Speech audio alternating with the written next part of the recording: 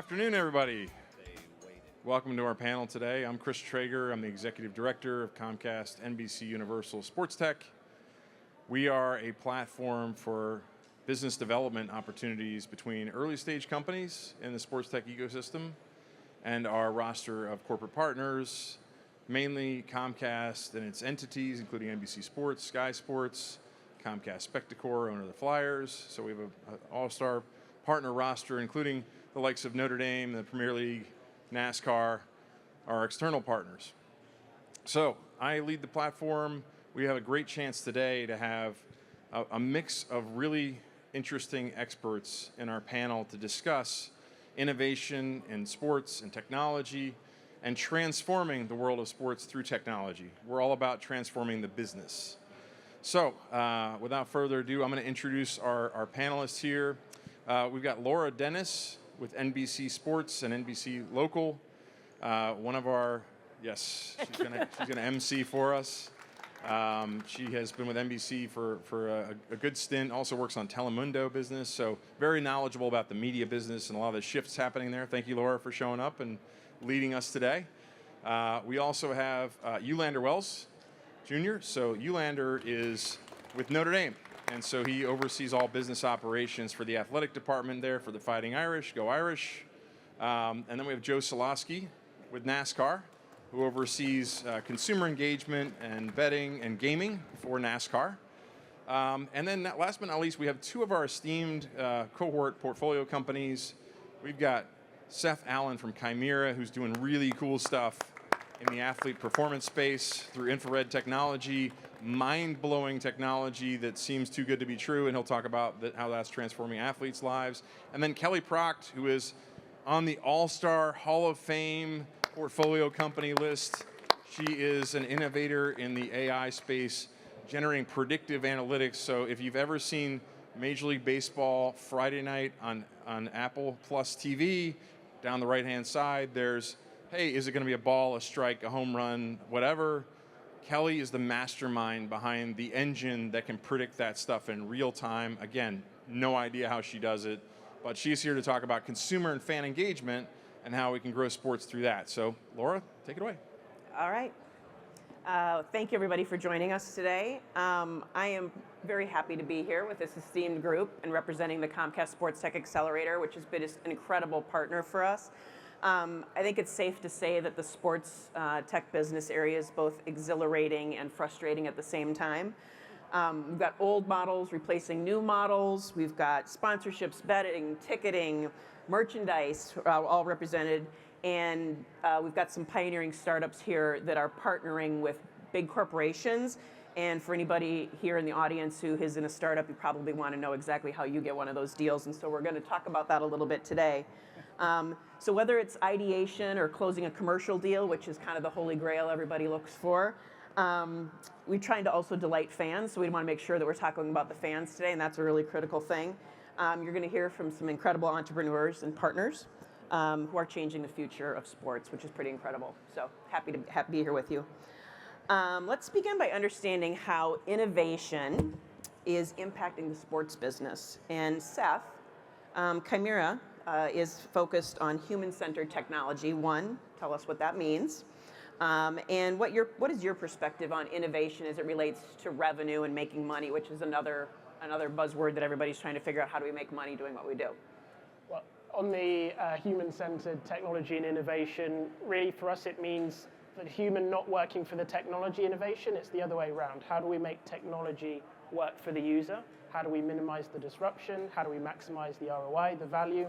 So really shifting that mindset and that usage. So in terms of revenue opportunities and innovating, I think it really comes down to a frame shift. How do you move the frame? So instead of looking at it from a revenue opportunity, I really try and tell myself it's a value opportunity. So in having a slightly wider frame, it gives me more space to innovate. So as a practical example with Notre Dame, you could say Notre Dame is an N of 1 within the college space, quite literally. We can chase a 5-figure deal. However, I'm looking at it from a value opportunity perspective. How do I create leverage in that collaboration with Notre Dame that I can turn that into 6 figures of revenue. So at a practical level, that's how do we collaborate on research? Research allows us from an applied side to really demonstrate the validity and efficacy of our technology. And then when people say, oh, it's Notre Dame, that has a leverage value. So I think for me, when I look at revenue opportunities, taking a step back and seeing them as value opportunities allows you to really create more leverage. And so this morning, when we were over next door and you were talking to potential partners, somebody asked, I think, wait a minute, why aren't you wearing Chimera today? You're normally representing the brand, but are you? Always. I'm head to toe in Chimera. And that's really what I mean by the human-centric. It's really minimizing disruption. I've here got in at 2 a.m. this morning. How can I be recovering and doing this activity with minimal disruption? And I think that for me is where I think you're seeing a lot of technologies that are minimizing the disruption for the user are really starting to see that adoption grow. Fantastic. So you, Leonard, Notre Dame is new to the Comcast Sports Tech Accelerator, so welcome. Thank you. Glad to be here. Yep. And I'm wearing the brand visibly. So we all got a 3/4 when they joined, and mine has the ND logo on it, and I went to Northwestern, so I wore it the other day, and I thought, I can't let a lot of people see that I've got a Northwestern, or that as a Northwestern grad I'm wearing Notre Dame, but I still have a lot of reverence for the school and the program. So how do you see the definition of innovation translating between a startup and a partner, and how you think about Chimera? Well, we're a big school, right? And so I think of it in, pace, right? Because as a startup, typically want to move much faster than maybe a large institution would want to. So pace is part of that for me. Value, certainly, and we talked about the value that not only the collaboration brings between Notre Dame and Chimera, but anybody that we're partnering with, right? So it's not even for us to look at it from a financial perspective, it's about value. And for us, the difference in higher ed and as Notre Dame, while revenue and dollars and cents are important for us, our primary objective is actually educating young people. So the value for us tends to be a little bit different than maybe some of our private sector counterparts when people compare us to pro sport organizations. We're looking at the value of, okay, if we are partnering with Chimera, what can we do to improve the lives of our student athletes that are competing for us? Then we as a whole, as an institution, well, how can Chimera be part of us as well as the institution, because we have students here, and is there some brains that we can provide to Chimera, right, some talent there? And then furthermore, how can we help our partners leverage these relationships so that they can have more, so they can accelerate even faster? And part of us being the only collegiate partner is fantastic in this initiative, number one. And it speaks to the innovation of the NBC and the Notre Dame relationship that has been beyond 30 years. We are unique in our own right, is that we have been the only college football broadcast partner with NBC. And so anytime we can be involved with our partners and be an asset for them, while they can also be an asset for us, we're certainly interested in doing that. And that goes from the big organizations like NBC Comcast to startup and young entrepreneurial organizations like Chimera.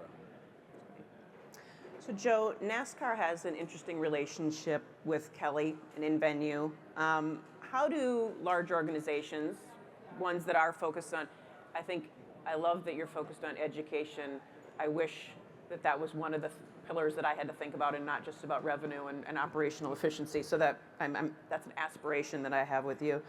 How does NASCAR effectively navigate those complexities of partnering with innovators and some of that yin and yang of being a large organization but wanting to innovate and take risks and try new things? Yeah, I mean, specifically in my space in the sports betting world, it requires a level of, first of all, knowledge of the space and understanding how sports betting brings value to NASCAR overall. And fortunately for me, I work for an organization and for a division where sports betting is all about fan engagement, and it's not about revenue. So every decision that we make as a team on the sports betting side at NASCAR is around how do we deliver a good betting product to our fans, and less about how is this going to make money for the organization. It's, when I think about it at a very base level, it's, how is the legalization of sports betting and NASCAR leaning into it? going to lead to a larger bottom line for NASCAR, which means higher ticket sales, more tune-in, merchandise sales, things like that. I think sports betting is a good top of the funnel mechanism to get there. So that being said, the challenge that we have as a sport is that we're competing against, in the sports betting landscape, some of the bigger sports, NFL, NHL, MLB, NBA, not for necessarily eyeballs or engagement from a betting perspective, but for resources from the sports betting data side. And that's where Kelly and her team have really stepped in as, I can't overstate how important and tremendous the partnership that we have is going to be for us. And to take a step back for a moment, in the sports betting world, the league's most valuable asset is our data feed. So we send that data feed to data suppliers who then take that data feed, and what you see as a consumer on DraftKings or FanDuel or any sports book is a product of the data that the leagues are sending.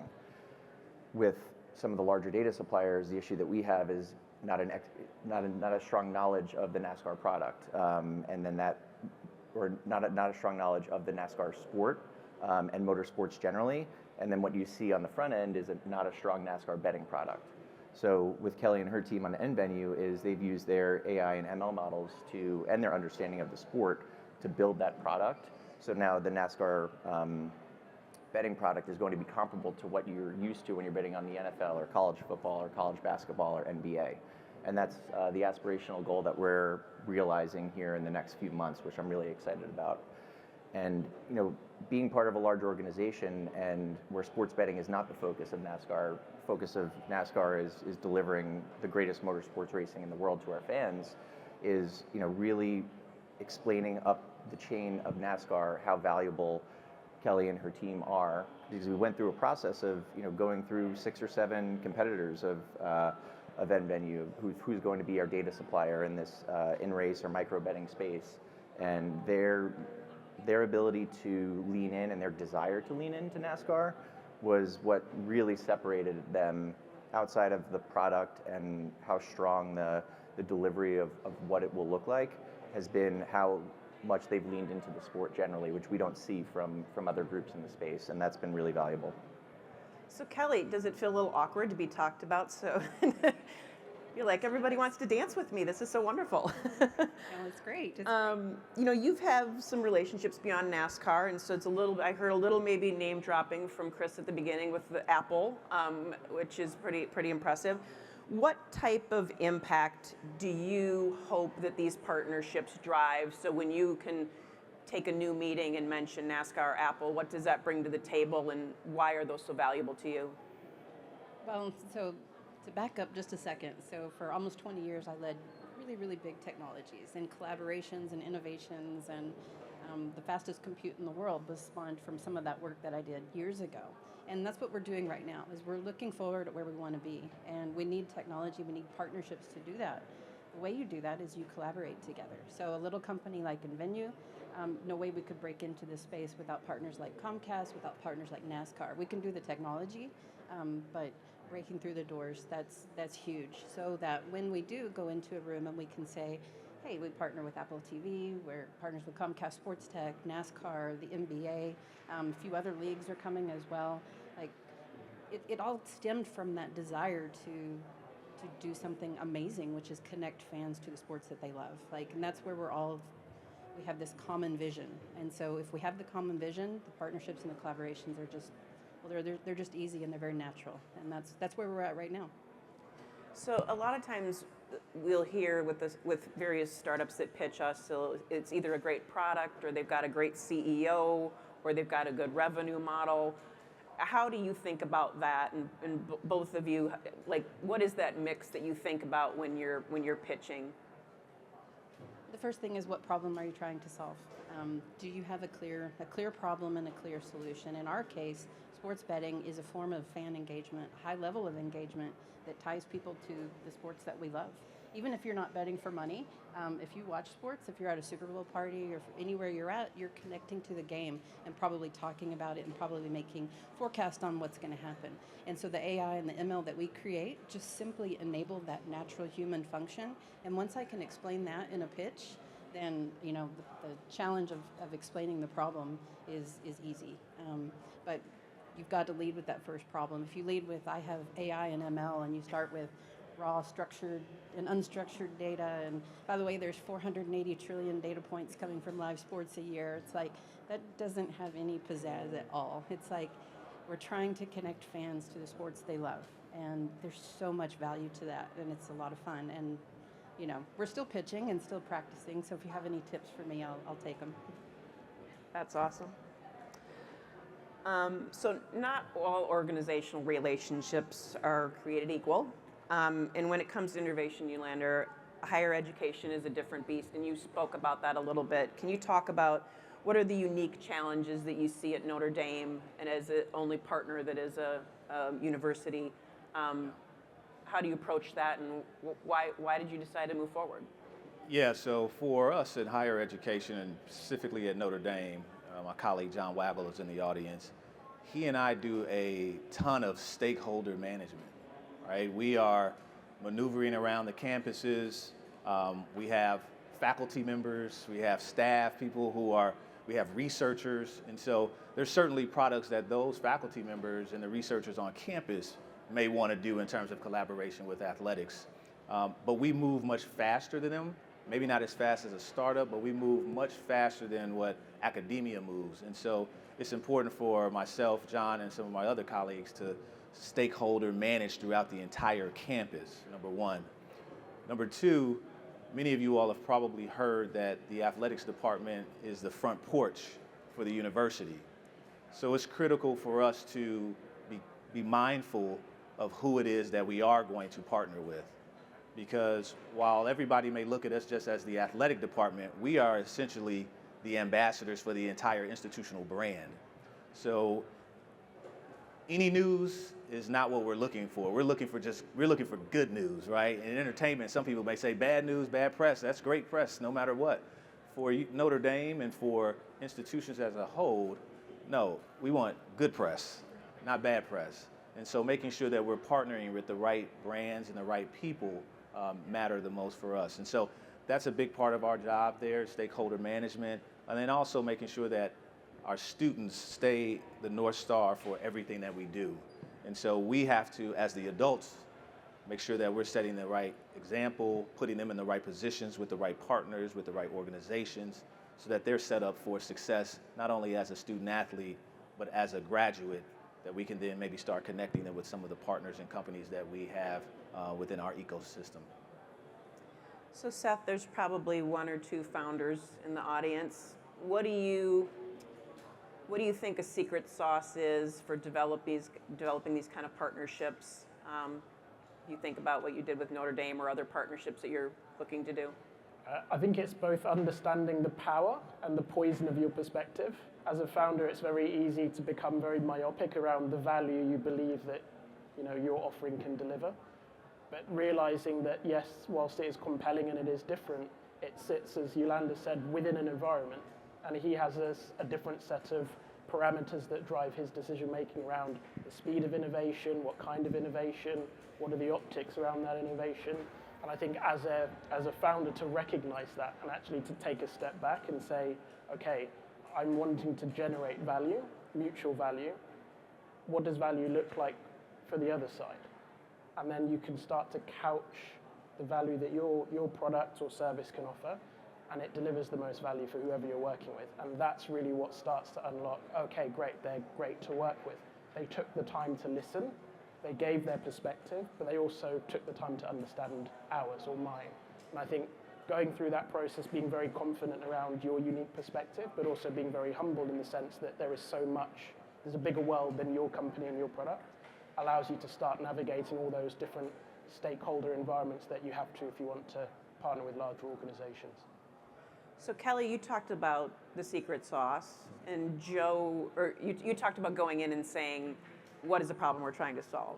Joe, do you think that was their secret sauce? You said there were 6 people that were competing for the business. Was that what struck you, that they really were genuinely wanting to understand what you were trying to do with fans? I think that was part of it. Like I said, the ability to kind of execute and create a sports betting product for NASCAR that was an improvement on what we wanted. I think that 5 of those 7 companies could have done it. But the way that, yeah, I'm very kind of interpersonal driven, right? So, but the way that NVenue was, not hounding us is a bad word, but was always there to answer the phone, right? Was their sales team, their product team, their trading team, all different groups talking to us, talking to different stakeholders at NASCAR around educating them around what this product is, their willingness to have my back internally as I educated the stakeholders at NASCAR why this was so important. That for me was the deal breaker, and the secret sauce was just how much it seemed to me like we were going to be the flagship organization that they were going to build this product on in the betting space, and it was something that I was really proud to be a part of. So that really was it. Was more so the soft skills than kind of the actual product itself. Because at the end of the day, I believed in the product. We saw, I think, everything we needed to see, and it was more of kind of just the internal selling that they did and the relationship building. Founders matter. Mm-hmm. Yeah. So Kelly, NVenue specializes in predictive analytics. We've talked a little bit about that.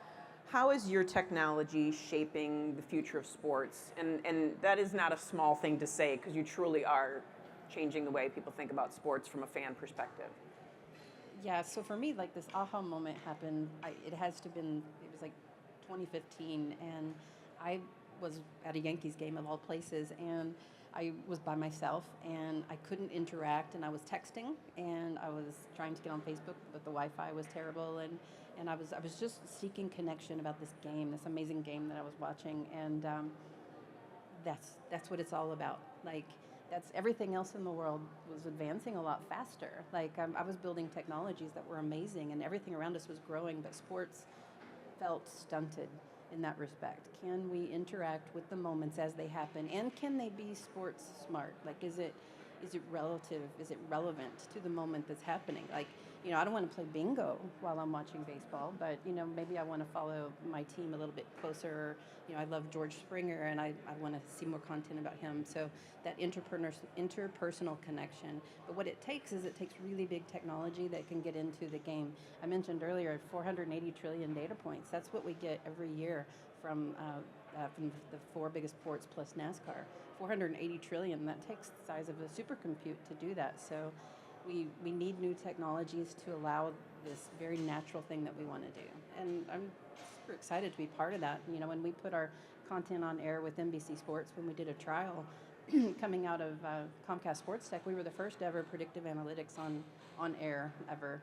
And that was incredibly rewarding, like highlight of my career by far. So that's what we're doing, is we're giving fans a way to interact in the moment instead of after it happens. And I think you mentioned when we were preparing for this that you had an A-Rod connection with that Yankees game. Is that correct? Well, it was a wild card. It was Astros Yankees. I'm from Houston, so sorry if you're a Yankees fan. No, I mean, I was watching an A-Rod game when I had that aha moment, and after that I studied fans. I'm a tech person by nature, but I started to study what we as fans do. And by the way, when we started to work with NASCAR, we went to Daytona last year. That was my first race ever, and it was amazing, like watching this sport unfold and the engineering behind it. And I sat and I watched the fans the entire time and watched what they did and how they engaged with the sport. And that's what we're trying to crack, but to do that with AI and ML. So we talked a little bit about fans, and they're probably the most critical player. If we think about what you all are trying to achieve and the impact that innovation has on them from an experience, I think we saw during the pandemic that we leveled up in terms of what their expectations are. So Yulander, how do you think about innovative solutions and technologies as it relates to fan engagement for the sports that you have at Notre Dame? Well, we have 26 of them. So we're spread thin. But if we look at our the football and basketball, what's really driving viewership on television, everything we do and in sports has got to be much more personalized and fan-centric so they can have their choice, right? And so that's the whole process of things moving from a linear broadcast to a digital broadcast to us being able to put everything onto any type of viewing device that they have now. So we at Notre Dame are looking at all of those facets of how do we personalize the experience for our fans within the context of higher education, because we are dealing with student athletes, not professionals. And then also, how do we make it Notre Dame centric as well? We are not, and we're going to remain uniquely us. And so that's an important part of our evaluation too, because we don't want to have people come to our games and our games feel like any other stadium. We don't want our broadcast, thanks to our partners at NBC. There is only one touchdown, Jesus. There is only one touchdown, Jesus. That's right. There's only one touchdown, Jesus. That's right. And we have just an amazing experience when people come to our campus to engage with that game. But for the fan at home who may not have that opportunity experience with Notre Dame, how do we touch them in another way that keeps them engaged with us throughout the year? Notre Dame has 7,000 undergrads and approximately 3,000 graduate students, right? So we're a smaller school than what many people think. But we have this worldwide fan base because of the Subway alumni, which is what we call them. And so how do we continue to engage the Subway alumni with Notre Dame at all times? And quite frankly, if they're not coming to our stadium, how do we get all of those people into our database? How do we get all those fans' data? That's the piece that we're trying to crack the code on right now, because there's millions of more that we should have in our database that I'm trying to capture. I may be dating myself, but Rudy helped Notre Dame football too. Notre Dame helped Rudy. Yeah, that's true too. That's true. So we talked about commercial deals and landing a commercial deal. Joe, from your side of the coin, what lessons have you learned that entrepreneurs and corporations can apply, as they're in their own sort of dealings? Yeah, it's interesting because I'm at NASCAR, which is a large organization, right? We're a major league. You're part of there's a certain level of bureaucracy and divisions you have to deal with. But given my subject matter expertise in the division I run, I basically run. It's not a startup, but I definitely run my own business at NASCAR. There's certainly collaboration, and I couldn't do my job without government affairs, without our legal team, without HR, our racing operations. I mean, every part of the organization touches sports betting one way or another. That all being said, though, I do effectively run my own business at the organization, and I'm given a level of leeway because I've been in the sports betting space now for 10 years. But one of the things that I think a mistake I made very early on was, running my own business at NASCAR. I wanted to, make a splash when I came in, right? So instead of really setting up priorities and developing a sound strategy in what I was trying to achieve in this role, it was more around, all right, well, how do I get kind of this first partner onboarded? And ultimately, the partner that I chose as kind of the first partner just didn't work out. It's sports betting is a much consolidated space. We've gone from 25 plus operators now to maybe around a dozen. So every day it seems like the list is getting shorter and shorter. But yeah, I made the wrong pick with one group, right? And fortunately, my boss calls them hustle plays. And he's like, hey, listen, it's a hustle play, right? You're trying to do the right thing. You're trying to make the right partnership. It just didn't work out. But from there, it really was around not just taking my subject matter expertise and thinking about, all right, well, how do I make the best decision for the organization, but bringing in those stakeholders around, like I said, government affairs, legal, racing operations, our teams as well, understanding what's important for our teams from a revenue perspective, from a partnership perspective, seeing how they can maybe gel into other parts of the organization and making a much more collaborative decision-making process, because ultimately I think for me to be successful in this role is educating NASCAR generally about this space and why it's important for us, and endeavoring and bringing in all these internal stakeholders at NASCAR into the decision-making process has helped me make better decisions, but it's also made them feel like they're part of it as well, and understanding this space, which is still very new and nuanced, that a lot of people don't know about, and can have a lot of tricky guardrails that can hurt the integrity of the sport. That's something that there's nothing more paramount to my role than protecting the integrity of the sport by leaning into sports betting. So I'm going to go a little off script, and I'm going to ask a follow-up question to Kelly and to Seth. And Kelly, you can go first. Has there been a deal where you get down the road and you're like, I don't think this is going to be good for my business, and I maybe need to walk away from it? And how'd you navigate that? There's always those deals. It all comes down to revenue and does it make business sense? So we spend an eternal amount of time on revenue models, and how much do we pay here and how much do we pay there. In the world of sports betting, it's a rev share business.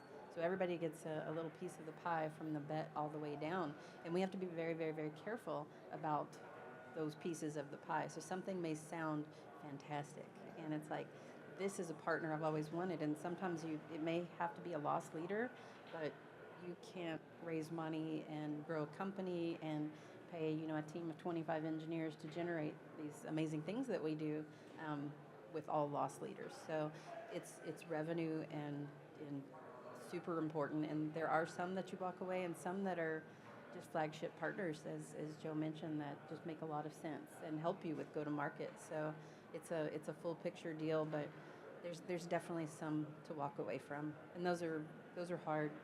What do they say? The deal that you didn't take is sometimes the hardest one of all. Seth, what about you? Yeah, I think when you get to the point where you recognize you're in a bad spot, not to try and dig your way out of said bad spot, and actually acknowledge, hey, I made a mistake. This wasn't the right road to go down, and I think in being very upfront and direct with that, with the partner that you've got into the wrong spot with, look, this is being very transparent, being very respecting of reality. Hey, look, this is why it doesn't work for me. As Kelly was saying, you're here. So I what do you think do? that the number of vendors who've come in and we've said, well, could you do this? And they just go, yes, like a little lapdog, like, we'll do it. And you can see like this isn't core to their business and we shouldn't take them down this road. And I feel irresponsible as a company to say like, we don't want them to go off of their path, but they so badly want that commercial partnership with a big entity that I think there's a responsibility on the corporations or the larger of the two to say like, we want to be, if we can't be good partners, then we shouldn't be partners at all. But I think you get the respect by being very clear on what your North Star is and who you are, what your identity is as a business, the value you deliver, because then it allows you to say no. And it's hard to say no when you have these big, shiny opportunities. Sometimes you say yes when you should say no. But I think having that respect of reality as you go through, and that's why the other partner on the other side is really important, because you can have those kind of conversations where you can say, hey, where are we at? Is this going in the direction we expected? And you can have that very frank exchange that's important, that you can change it, fix it, pivot, move in a direction that ultimately moves where both sides want to go, which is delivering value. So now we're going to do a little bit of a lightning round. So I've got 3 questions I want each of you to answer. We're going to start with Kelly and come this way. We didn't practice this. Nope, we didn't practice this, but you're all smart and talented people. You'll be able to, but you only have 30 seconds to answer. So essentially, you need to give me your elevator pitch answer that you would if you ran into somebody in the elevator. So the first one: what emerging technologies do you foresee having the most significant impact on sports in the next 5 to 10 years? That's okay. In the next 3 years, I take it back. 5 is too long. It's a buzzword, but it's AI ML, and it's mirroring what fans already do. That's going to change everything for us. When we can act or bet as fast as we can think, it matches what we do, and it's sure to be a success. But it has to be for the right engagement. So Kelly, most people, if they said AI, I'd be like, oh my God, they're going down a buzzword bingo. You can say it, and I totally, like, you've got the chops to be able to make that comment. So we're 100% on board with you on that. Seth? Call me biased, but I think with all those AI ML models, you need quality data to put in. So I think you're going to see a growth in smart wearables, and I am biased. But I think it's one where to give Kelly and companies that are in the AI space really high fidelity data that is, from our perspective, very user-centric and frictionless to actually deliver, you're going to get high quality data into those models. So I think smart garments is really going to start growing. Okay. And you're wearing them to prove that. So Exactly. Again. In the sports betting world, I think generative AI is one thing that has not been utilized or implemented, and I think it's something that I'm, as a consumer of sports betting, really excited about. If you open DraftKings or FanDuel, it's essentially a large spreadsheet of just bets and markets you can place. With generative AI, you can ask, hey, I want to build a 5-leg parlay on the Yankees-Nationals game tonight, and I want to focus on pitchers. It can build that for you, and I'm really excited for generative AI to be integrated with sports betting. I would ask it to translate what a five-leg parlay is. That would be my question. You, Andrew? I agree on the wearable technology. For us, performance of our student athletes, being able to really identify how and when they perform their best and measure that and be able to come with the exact type of resting protocol, the exact exercise structure, physical, all of those type of things for us are important in the wearable technology so that we can track how they're performing as a total human. The other thing that I would think about for us is in the college landscape, because we play so many different schools, right, the predictive analytics for us could be better enhanced and may grow in our space in terms of how we set our schedules to give ourselves a better predictive outcome, particularly in the sports of football and basketball. And so we're not really using that currently. We go out here and schedule who we want to schedule, but I think using some predictive analytics in the college space over the next 3 to 4 years to set how we create our schedules to put ourselves in the best position, particularly football programs, to be part of the college football playoff in that top 12 may become more of a space where we get into. That's awesome. All right, Kelly, next question. Give me one successful example, and you can't use one that you've already given, of a collaboration that you've done that you think had a really positive impact on the sports industry. Did I give the NBA Launchpad one yet? Nope, you can go. Okay. You mentioned NBA, but you didn't. Okay. We sat down with the NBA pretty much all of last year and said, how do people watch the game of the NBA? Like, how do they watch the game of basketball? There were sports bets that were out there that were very unnatural to help people watch basketball. Like when I watch the Mavs, I'm not saying, will Luka's next shot be a made to or a missed to? And that's the kind of stuff that you get on sports betting right now. It's just completely irrelevant to how we play. So the NBA had the same vision, and we sat down with them for about 6 months and said, how can we design it to the game of basketball? And we said, they told us, because they know fans, they said, NBA is a game of runs, and we're watching, spurts of time, because anything can happen when a team gets hot or when the right players get on court. And we designed micro bets for it, and we went out and tested our hypothesis during the NBA finals and came up with some pretty amazing numbers that said if you give fans something that matches what they do, they stayed 60% longer than people who did not interact at all. And I mean, we all knew that was going to happen, but to see it there, and now what we can't wait for is how that translates into betting, because if you give fans a way to engage, whether it's free to play or for $1, $5, $10, it's sure to be successful. And then Joe mentioned that virtuous cycle of engagement. So that was, I think, a game changer for us, and I went over 30 seconds, sorry. That's okay. You got to that 60% number, and that was the exclamation point on that little story. Seth? I think for me, it's a collaboration we had with British Cycling. We went to their training science lead and in the lead up to the World Championships, and how can we optimize performance? And they had a camp, and we were like, let's work together and do that, and did a really interesting study around sleep and how the cyclists acclimatized. So did all the analysis and came back, I think it was about 5 or 6 medals that they came back with at the end of the World Championship. So I think for us, it's British Cycling being so known for marginal gains, the home of marginal gains, and to actually be a part of, we were a marginal gains for the home of marginal gains. I think for us that gave us a lot of confidence in what we're doing and the value we can add. That's awesome. Joe? So sports betting launched in Florida and North Carolina within about a 3-month span of one another, and that's where 99% of our employees are. NASCAR has road to recovery programs for substance abuse, any sort of behavioral issues you can have. One thing that I was quite proud of, and I think has helped our sport tremendously, is with online sports betting becoming legal in states where, again, all of our employees are, I thought it was really important that we provide a resource for our employees if problem gaming or responsible gaming is an issue. So I work closely with our competition team and our racing operations team to create a program and work with a partner who we have that in our back pocket, where if someone self-identifies as having a gaming problem or sports betting problem, or if there's been examples in other leagues where players have been found out to be betting on sports when they shouldn't be, we have this resource there for our employees, which I think is something that, knock wood, we haven't had to utilize, but something that's important for our employees to know that is there for them. I'm going to go back. I wasn't at Notre Dame at this time, but I think this is important, and I like to do this with our partners. In the 90s, okay? I know the 90s. The 90s. I was there. Okay. Everybody may have been wearing biking shorts, right? Or biking t-shirts, right?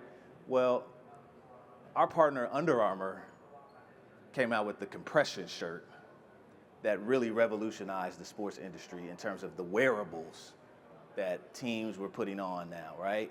And you see everybody coming out with compression technology now that continues to get improved. That compression technology is starting to have data in it, so the garments are starting to become more technology-based. And I just bring that up because for us, and in this environment, Under Armour was a startup at one point in time.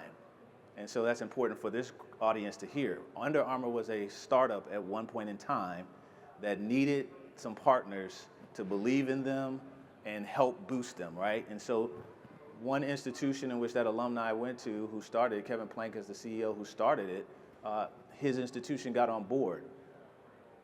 After a few years though, Notre Dame was the school that really lifted Under Armour because of the 10-year partnership that we started. And we just renewed our 10-year partnership with them again. But I bring that up because there was a need there with sport apparel and compression technology that they were the only ones that were able to solve. Their company obviously rose and became the number one competitor against their other competitors that I won't name.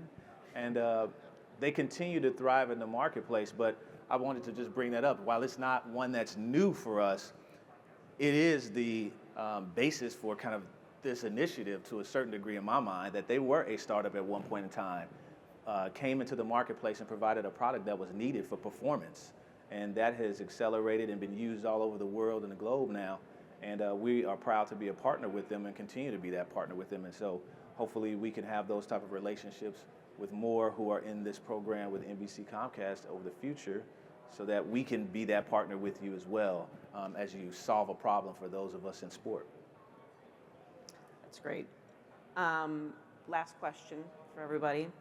What advice would you give to aspiring entrepreneurs looking to enter the sports tech industry? That's a good one. It's all about relationship and partnerships.